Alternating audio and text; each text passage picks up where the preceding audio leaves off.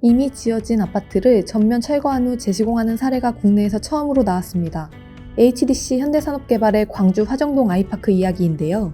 부실 시공 사태를 빚은 화정 아이파크 붕괴 참사가 건설업계와 분양시장에 시사하는 바는 무엇인지, 어떤 경종을 울렸는지 살펴보겠습니다. HDC 현대산업개발은 최근 열린 기자간담회에서 화정 아이파크에 대해 붕괴 사고가 났던 201동을 포함해 8개 동 전체를 모두 철거한 후 새로 짓겠다고 밝혔습니다.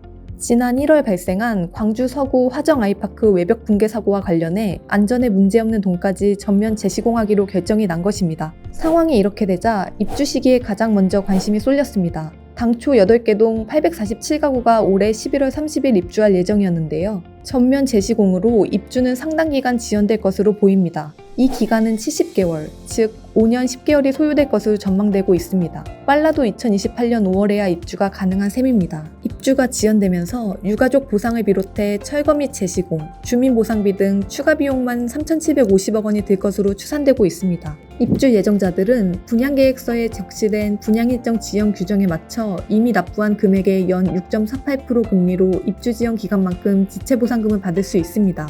현재 화정 아이파크 계약자들은 계약금과 4회차 중도금까지 냈으며 분양금액의 50%를 납부한 상태입니다. 따라서 입주가 6년 늦어진다는 가정하에 분양가 5억 6,300만 원인 전용 84제곱미터 주택형을 분양받은 계약자라면 이미 납부한 2억 8,150만 원에 대해 6년간 1억 900만 원의 지체 보상금을 받을 수 있다는 계산이 나오는데요.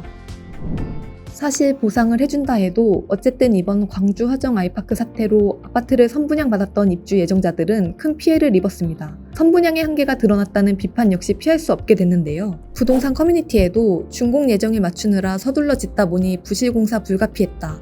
촉박한 공기를 맞추기 위한 빠듯한 일정이 사고로 이어진 것. 이렇게 날림공사였음 애초에 분양받지 않을 텐데 후분양이었다면 사고를 막을 수 있지 않았을까? 등의 글이 잇따르고 있습니다.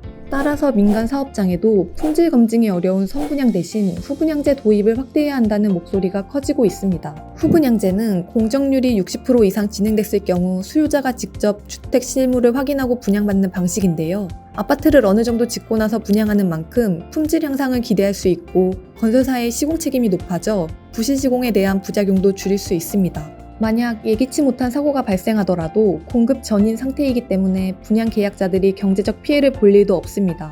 이런 이유로 일각에선 건설업계의 부실공사와 재해를 예방하려면 후분양제 확대가 최선의 방법이라고 이야기하는데요.